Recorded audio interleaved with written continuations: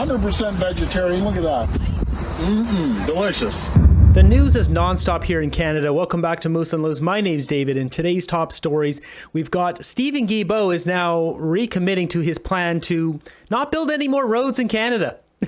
This is coming from a guy who's never owned a car in his life. Keep that in mind. We've also got Justin Trudeau at the United Nations gets completely humiliated as he speaks to a nearly empty crowd. No one showed up for a speech. No one wanted to hear what Justin Trudeau had to say. He goes on to ramble and say some pretty shocking things about what Canada's priorities are. So let's jump into this. So first off, we've got Conservative Dan Mazier posting this. It says Major Development Liberal Environment Minister Stephen Guilbeault, senior official, has admitted the Trudeau government is in fact considering banning the construction and expansion of roads. This news comes following Minister Guilbeault's radical emergency decree that he will kill thousands of Canadian forestry and mining jobs. Guilbeault previously stated the Liberals would no longer build new roads. Remember that? He was talking about that, and then he backtracked after he got scolded by Trudeau and said, no, it's just that one highway project in, I don't know, Montreal or somewhere. He's like, no, we just won't expand that one project. He totally backtracked. Well, it seems he's doubling down on no more roads now. Now we know Trudeau's radical environment minister is in fact considering banning road construction. Minister Guilbeault is hellbent on ending personal vehicle ownership in Canada. He is banning gas-powered vehicles. He's increasing fuel costs with the carbon tax. He wants to ban road construction. Meanwhile, he's never owned a personal vehicle himself. Is the government considering prohibiting road construction through this emergency order? I'll defer to my colleagues. Yeah. The issue of roads and their closure of roads would be one thing that would be under consideration in the context of the development of an order. The order has not been developed. It is being considered. Could be one of the things considered, yes. So they are considering prohibiting road construction through this emergency order? Yes. The order has not been developed yet. They are considering. It would be something that would be subject of consideration. You can't make this stuff up. This is like some Looney Tunes clown show over here in the Liberal government. In a massive country, they've pulled our railroads, halted pipelines, and now no roads. They've gone full woke. Yeah. What is the emergency order and what is the emergency? Yeah, no kidding. I'm guessing it's climate change. But without government, who would build the roads? Seriously, stop paying taxes. Yeah, if they stop building roads, it would be pretty much stop paying taxes. Next up, we've got this. It says New Brunswick man suffers heart attack in hospital parking lot as ER closes. This is Canada now under Justin Trudeau. It says using an intercom, Grant Jordan told a hospital employee that thought he was having a heart attack. They said, well, we're closed, so if you want, I can call 911 for you. This is unreal. Next up, we've got Justin Trudeau getting completely humiliated at the UN, this General Assembly in New York. He showed up to do a speech and almost no one showed up. He's just speaking almost to an empty room. There's a handful of people. First up, this clip, though, we've got says Justin Trudeau just recommitted to the Agenda 2030 at the UN General Assembly. We should work within institutions such as the United Nations and renew our commitment to the Sustainable Development Agenda for 2030. So as it says in the comments here, a WF or UN, yep. So I've got two more clips of Trudeau. I just wanted to show the first one there so you can see he's speaking there. Now here is the audience or lack thereof, and then he has an actual speech, which we'll get to. But it says almost no one showed up to hear Justin Trudeau at the UN Summit for the Future in NYC. If we look at this, this is a pretty empty room. I'll make this big for you guys. We've got 6 people here, another 2, 3, 4, 5, 6, 7, 8, 9, 10, 20. There's probably 30 people. There's like a couple here. Essentially, the attendance is about 80% empty, if that, 80, 85%. No one gives a crap about what Justin Trudeau has to say. I thank the Prime Minister and Minister of Foreign Affairs and Trade of the independent state of Samoa. I invite His Excellency Justin Trudeau, Prime Minister of Canada, to address the Assembly.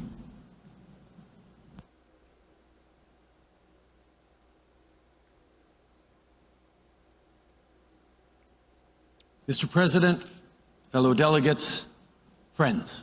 Right, so just so you can see, it's got this marbled green background. Now let's get to his actual speech here. He says quite a bit in here. I'll skip a chunk in the middle because he just fluffs a bunch of nonsense as usual. As we meet here in New York at the UN General Assembly for this Summit of the Future, we're at a global inflection point. Faced with escalating instability undermining the very foundations of the international order, beset by the increasingly dire costs of climate change, contending with rising inequality that is leaving the most vulnerable behind, plagued by the erosion. Okay, did you guys see that? Looks like this guy doesn't, he's not even, these guys aren't even paying attention. Here's the Canada section. These guys are not paying attention to what Trudeau's saying. They're taking a selfie or something. You can't make this stuff up. What was she chuckling about? With rising inequality that is leaving the most vulnerable behind, plagued by the erosion of women's rights, LGBT+ rights, and Indigenous rights, and grappling with dire humanitarian crises perpetuating record levels of displacement, we have a choice.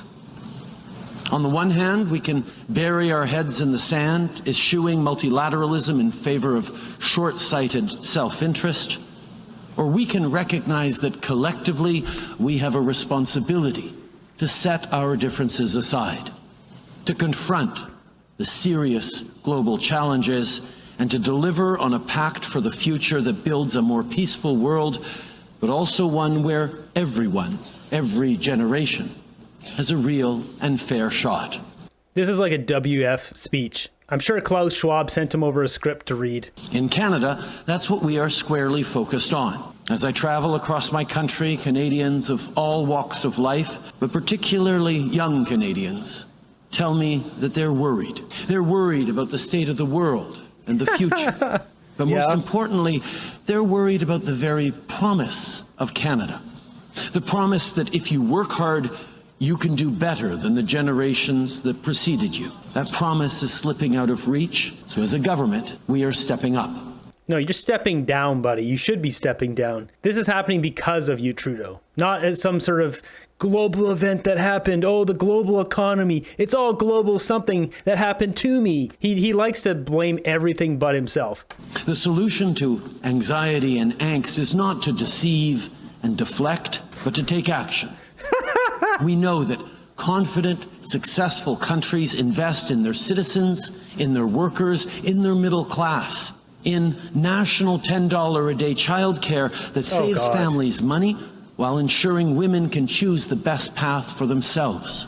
This guy quite literally has added a new tax, which he just says is for climate change, the carbon tax. It's just a tax on the people. He didn't want to get roasted for increasing the GST, so he does this stupid carbon tax, which takes money, he gives a little bit back and ends up with an extra couple $1 billion of our money in his pocket, says it's for the environment, then meanwhile brags about the middle class doing so well when the middle class on average gets taxed after everything, property tax, all the taxes out there.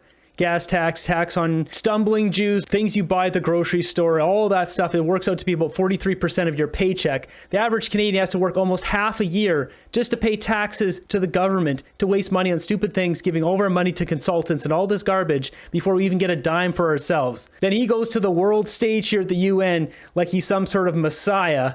In nutritious school meals, so our kids can focus on learning and growing. No, parents should be able to afford this, Trudeau. You shouldn't have to provide any school meals. The school meals should be solely for the kids who don't have parents. They've been dealt a bad hand in life and they're given these meals, so they need those. It shouldn't be for just all kids because life is so expensive in Canada. In an ambitious housing plan that will deliver good, abundant, and affordable homes. That's a lie. You're not building more houses than the people you're bringing in. We're still falling further behind with our housing construction. 240,000 houses get built per year. You're bringing in like 1 point whatever million. They recently reduced the temporary foreign international students, I believe, by 35% this year. It'll be 10% next year. Regardless, it was still bringing like 1 million people. With the housing that's being built now, it's like 1/4 of what we need. And even if some of those people don't stay, instead of being 4 times more houses we need, maybe it's 3 times or 2.5 times. It doesn't matter. We're in a massive deficit of houses.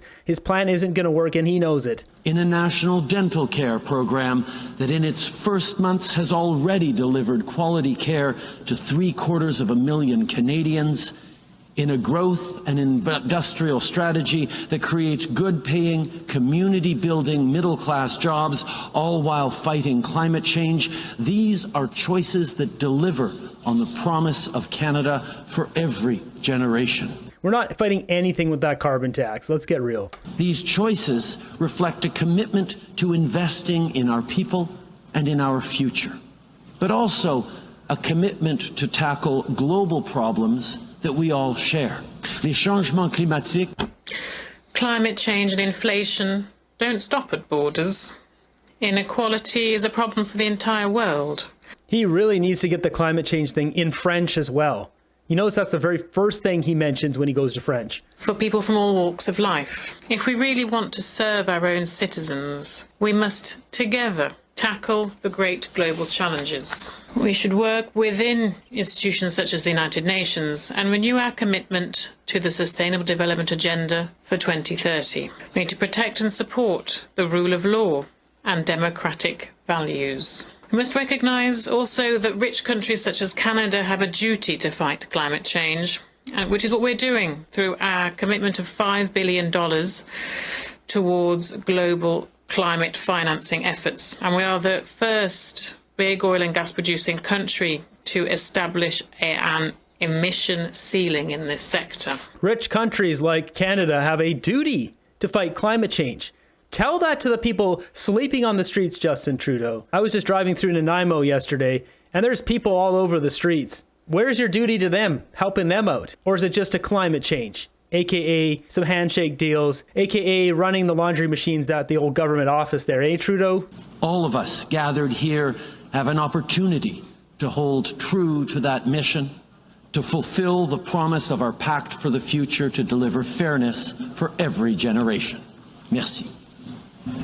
He has to finish it off with that smug little gross smile of his. Meanwhile, this guy, just remember, he's giving this whole speech to almost no one. There's like 40 people in there, and if you listen at the end, there's like one clap. Merci. There's a couple people clapping because that room is empty. This is not just some random stadium. These are all countries. Every one of these things here is a country's name. These countries didn't care what Trudeau had to say, so they didn't show up. That's how bad this is. In a lot of these countries, they put one person there just to have a face. Some of these countries, they don't even care. Look at this, front row. Nobody sitting here. This whole row, nobody there. They don't care. They're like, Trudeau?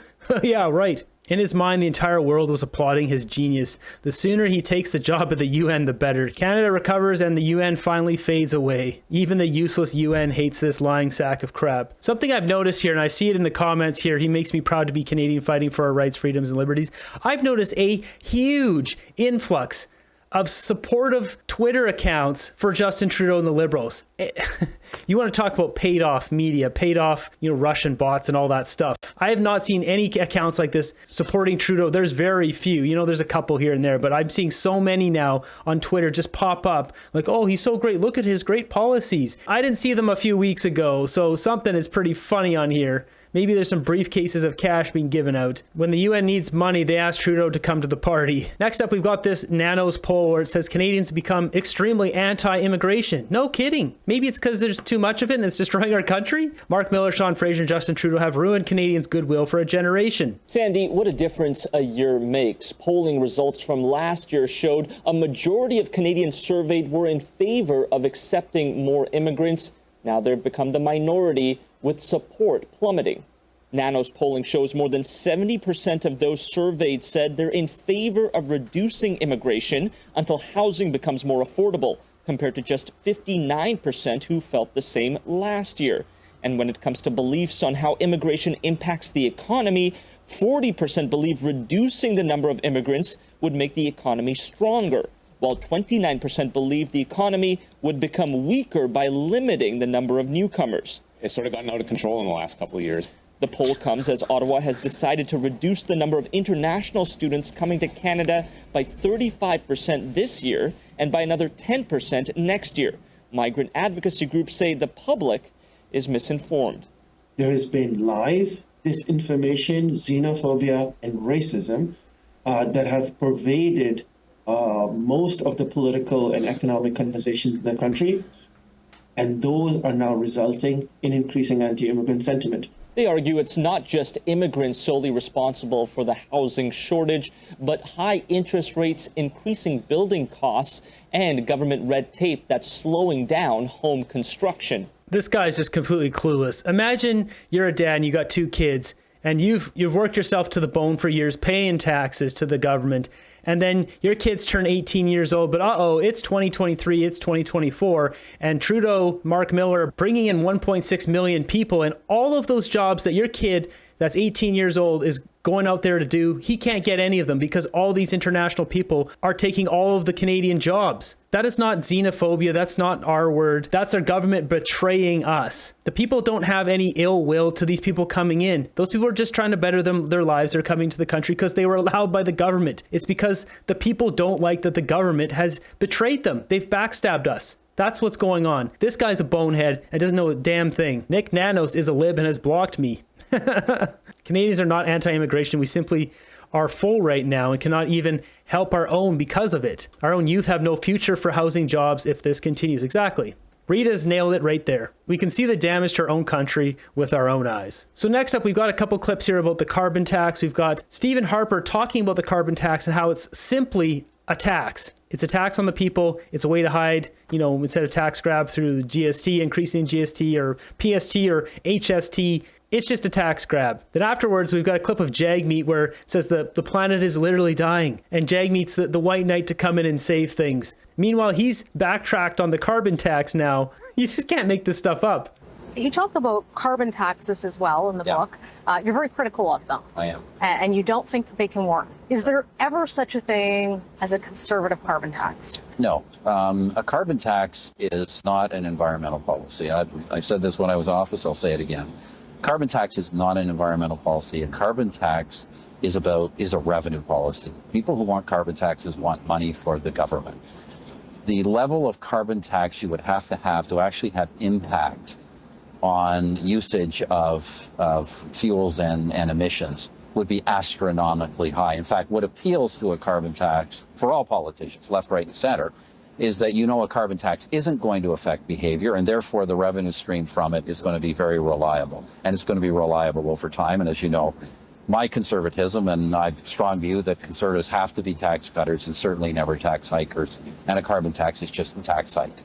And frankly, I say don't comment a lot on the current government, but we all know that the current government wants a carbon tax because it can't raise the GST, and this is a backdoor way of raising the GST. And I'm pleased to see in Canada that more and more people in various provinces are figuring this out. What do you know? Harper always seems to be right. Harper might have been the best prime minister we ever had. Our country was rich, strong, and united in 2015. Let's pray Pierre wins. Yeah, if Pierre doesn't win, then it's rigged. Let's get real. So next we got this one of Jagmeet saying, his interviewer says the planet is literally dying and there isn't a lot of time. Jagmeet saying, yes, that's so true. Thank you, everybody. Thank you. I'm so excited to be here. I'm good. Can I just say something? I said this to you backstage. Yes. But I've been in the crowd cheering you on, clapping, and getting super hype anytime you're performing.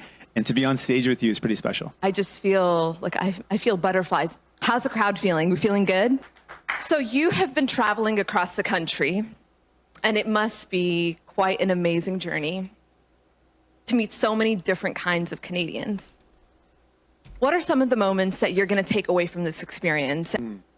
Well, we live in a really beautiful place. The whole country speaks to me. There's just so much diversity. The land is so beautiful.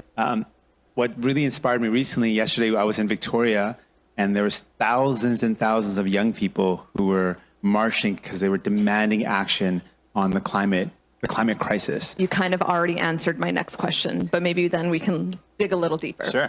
What can you do to spur meaningful action on addressing climate change? Greta, Autumn, from an Indigenous woman from Manitoulin Island in Ontario, how dare you betray us? Because what world leaders are doing, they're betraying young people and their futures.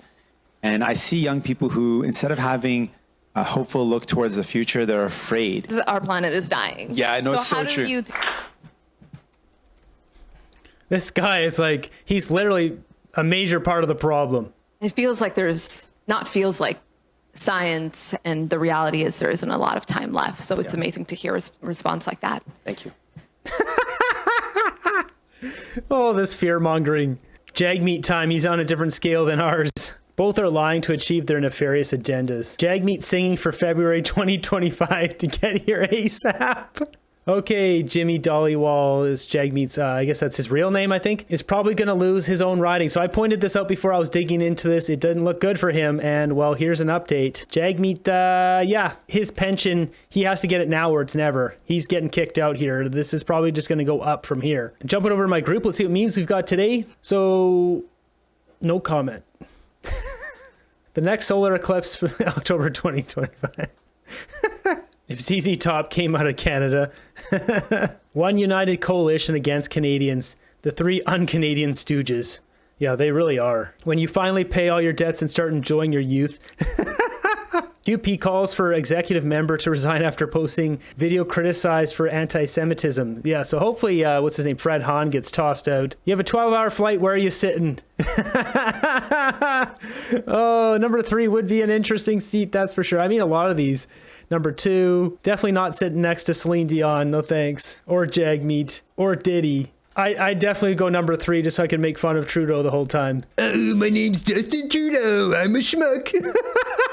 I love to say that to his face. Okay, so next up we've got this absolute cringe video from Doug Ford. What is this, like an ad? I'm here with Mr. Singh's Pizza. Great group of guys, owners and franchise owners.